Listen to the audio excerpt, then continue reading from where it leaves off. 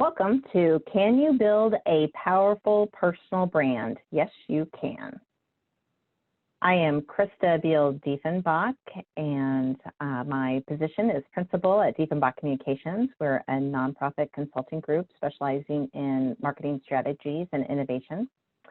I am a certified nonprofit professional. So for those of you who are attending Elevate in order to achieve the requirements for the CNP credential, I applaud you for investing in yourself in this way. And something fun about me is that my house was featured on HGTV. So there you see me and my husband as I'm telling them why I have a house with so many ugly lamps.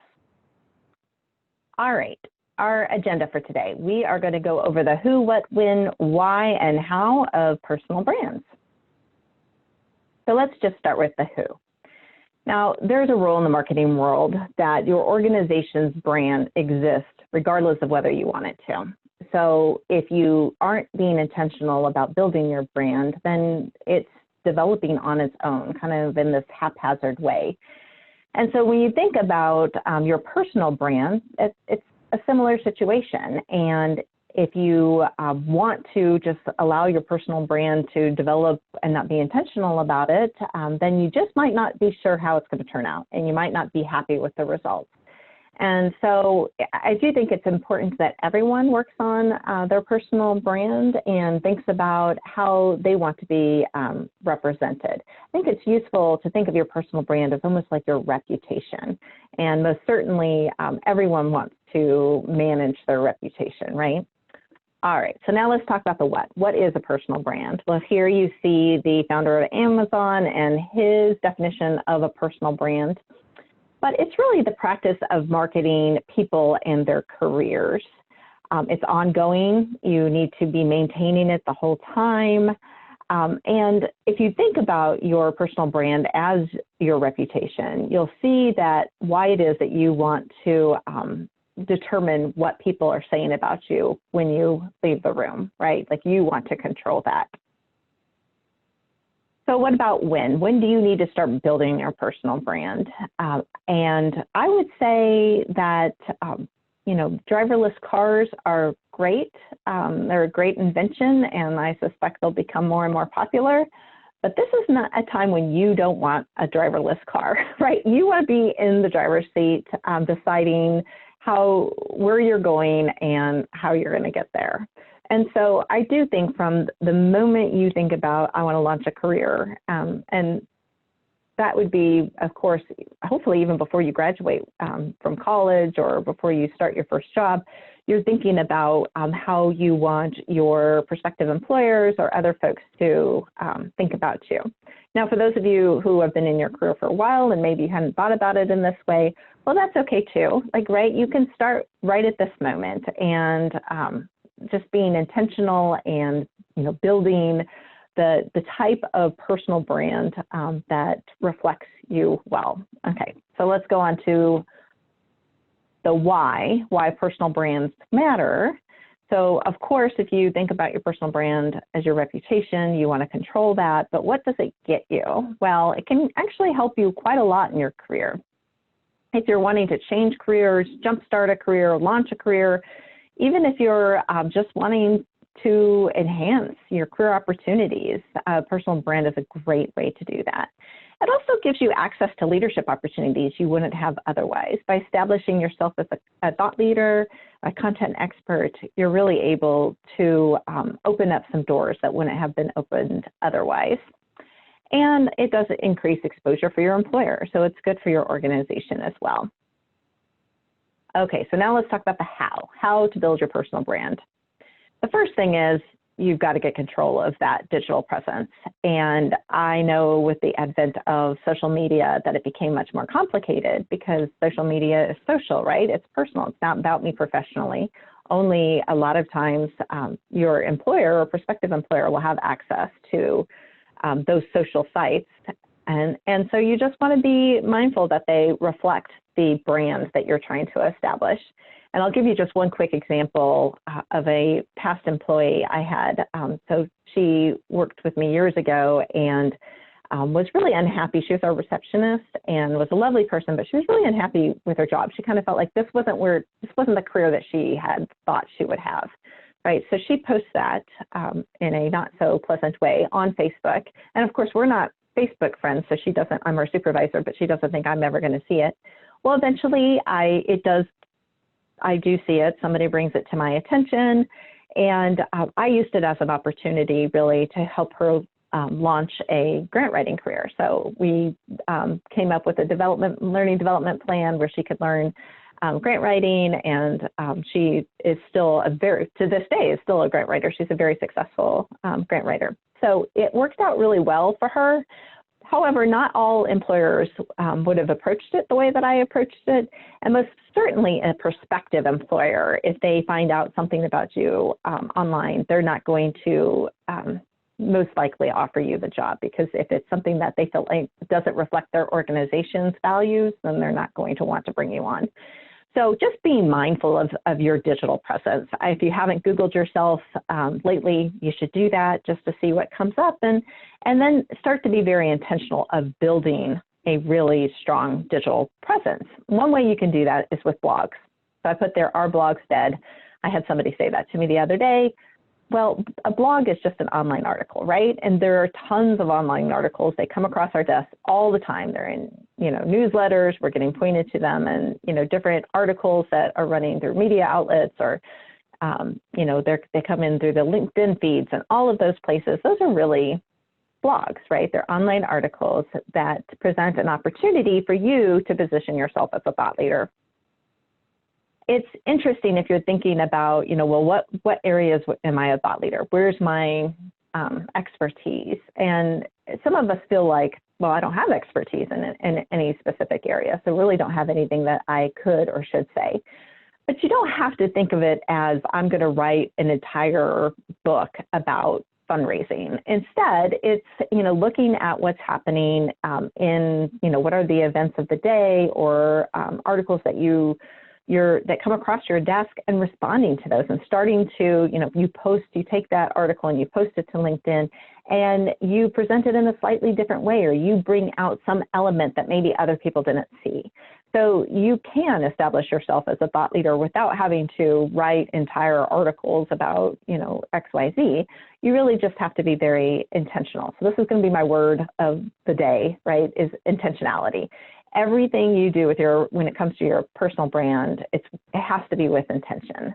And so as you think about, what you should be posting to LinkedIn, it should be with your personal brand in mind. And we're going to make that really easy for you, because here in a few minutes, we're going to create a personal brand statement, and that will kind of serve as your center of your brand, and will help you to do that really effectively. All right, on to the other house. Use LinkedIn like a pro. So I will go into this in quite a bit of detail in just a minute, so I'm going to skip it right now. I just want to bring up that everything really does matter. When it comes to your personal brand, you have to be, again, intentional. You have to be thoughtful about how you want to present yourself. So when you're thinking about the clothes, the way that you speak, or what's getting posted online, it's all with that intentionality in mind. And I just want to say that it doesn't mean you can't be authentic. I mean, without question, you don't have to be this, robot who never responds, or never, shows any kind of flair or flavor. Actually online, it can be so boring, right? Reading these articles and, everything that's coming across your desk. You've got to have a little interest there, right? You got to catch people and help them to see something in a different way. That flavor is great, and so you want to remain authentic to yourself, but just authentic with intentionality. All right, and then I already mentioned this, but we're going to create a personal brand statement that absolutely centers all of what you're doing to build your personal brand. But before we do that, we're going to talk about LinkedIn. Now, LinkedIn, the reason why I'm highlighting this is that it really is critical to your personal brand, right? Your profile speaks volumes about your purpose, or it should anyway. And so, you know, I think it's important because a lot of folks don't quite understand. They were reluctant to go onto LinkedIn, and they're not really spending the energy there that they should. So I just want to walk you through a few quick tips, and also just talk to you about the purpose of LinkedIn, because it really is not your resume. Your resume is a timeline of your career steps, right? Where your LinkedIn profile is about you. It's your purpose. It's your opportunity to sell yourself. And so when you think about that headline you have on LinkedIn, that shouldn't be your current job title. That's not your purpose, right? I mean, for most of us, I doubt it's our purpose. It's not why we're doing the work that we're doing. It's just communicating our role within an organization. So instead, look at this as what your personal brand, what you want to communicate about you that's unique to you. So when you develop this personal brand statement, you'll be able to actually take pieces of that and put that into your headline on LinkedIn. With your description, again, be very thoughtful about the keywords that you're using. That's actually how headhunters find you on LinkedIn, is based on that description and the other content listed in your profile, but that description is particularly important. And it is your opportunity to make sure that you're flagging all of those areas of your work that are critical in how you want people to see you. Professional photo, I'll just leave it at that. You know, and if you don't have a photo, do put one on. I know that some folks prefer not to be on display in that way. However, it really reduces the number of times your profile gets reviewed if you don't include a photo. This piece here is really important, the building a solid network. So it's quality over quantity. I think it's again, is that intentionality, right? I want to make sure my network is full of people who share my passion for this work and who are thought leaders themselves. So there is this opportunity for you guys to share each other's, you know, somebody posts something on LinkedIn and you share it, and then that makes them much more likely to share your articles that you're posting. So just think about your network and how you want to create that so that it has the most value to your personal brand. I just wanted to bring this up, this reorder your skills, because I realized that in doing this training that a lot of folks don't realize that they can do this. So there are skills listed in your LinkedIn profile that were generated by LinkedIn. And that is LinkedIn actually asking your network if you have skills in these different areas. And so they respond, and then LinkedIn kind of ranks them how it sees fit. You actually could go in there and delete any that you think are not reflective of you or don't really communicate the brand that you want to communicate. You can also put the ones you want at the top. So your top 3 are the ones that you feel like really represent you best. So I just think that's an important step to take. Also, be sure to add your credentials. So when you do earn your CMP credential, add the digital badge to LinkedIn. The metadata that's attached to it is really important in helping headhunters find you. And it also establishes your authority in certain areas. And finally, with LinkedIn, just remember, it's a professional site. So keep the family and friend stuff over on the Facebook side and use LinkedIn to communicate information in your professional network. All right, so let's move on to creating your personal brand statement. Again, I already mentioned this, but it is great for you to be authentic. You don't want to be overly, build up yourself and overstate your expertise either. You know, it needs to be true to you and feel a statement that you feel good delivering. So very quickly, why not an elevator speech? Well, I personally feel like elevator speeches have kind of run their course in a lot of ways. I've stood across from somebody giving me an elevator speech maybe one too many times, and they tend to be really long, and you've memorized this, all of these pieces that you feel like are critical to communicate at that moment. The difference between an elevator speech and a personal brand statement is a personal brand statement is more like your personal tagline. So it's pithy and short and to the point, and it's got punch. Whereas, an elevator speech, you need 40 some floors before you get through it all. And then at that point, much of the time we've lost our audience. So I think you'll find that your personal brand statement serves you better. Okay, so it's oftentimes easier to say what something is by saying what it's not. So I already said it's not your elevator speech, right? It's not long like those elevator speeches and full of jargon or things that people don't necessarily care about. It's also not your mission or purpose statement. I do think it's important that you have a mission and purpose statement, but that's not what your personal brand statement is. And it's most certainly not your career objectives. Okay, so what it is. I've already given you some of this, you know, that it needs to have punch and it needs to be you, uniquely you, and be solution oriented. All right, so let's get started.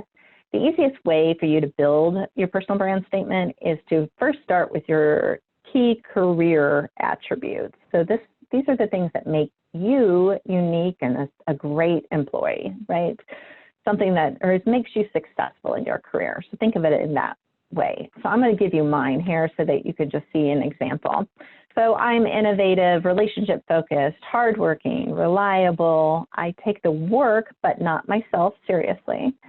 I'm a great communicator. I love people and I care deeply about impact. And so this is what I would say, you know, for me represent why I'm able to make a difference through my career, or the ways that I'm successful.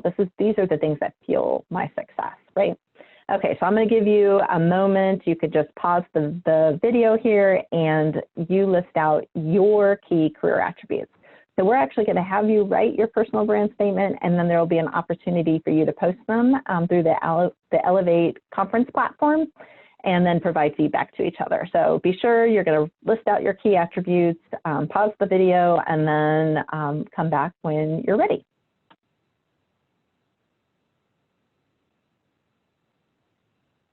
All right, well, welcome back.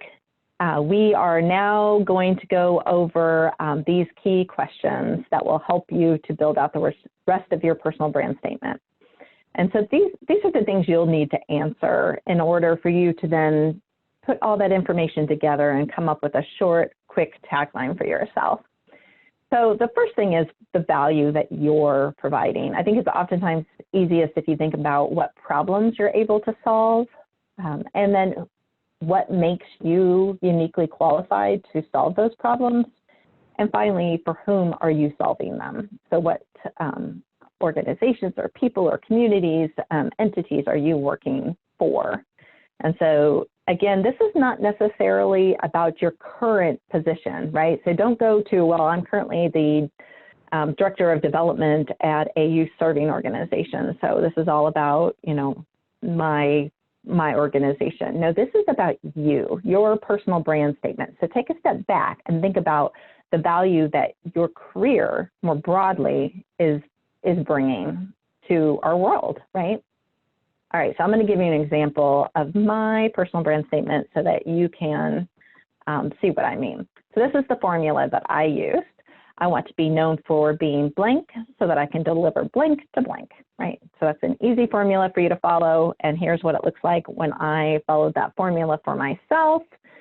I am an innovator and marketing strategist working to change the world by helping social good organizations achieve more impact. So let's just look at that in terms of that formula and how that plays out. So the fact that I'm an innovator and marketing strategist, not necessarily unique because there are lots of folks doing that work, but I do it exclusively to help make the world a better place, right? I want to change the world. And I'm doing that by helping social good organizations. So that's my audience, that's the who. And what am I helping them achieve? Well, greater impact. So they are able to make more impact in their mission area. So that's the value I bring, right? So in my career, if I think about, you know, what I'm hoping to achieve, not my current position, but my entire career, this is a good summary. All right, so now it is your turn. We're going to finish up this video that you can replay it, go over it again, stop at the places where you can, you know, that will allow you to think about how you want to structure your personal brand statement.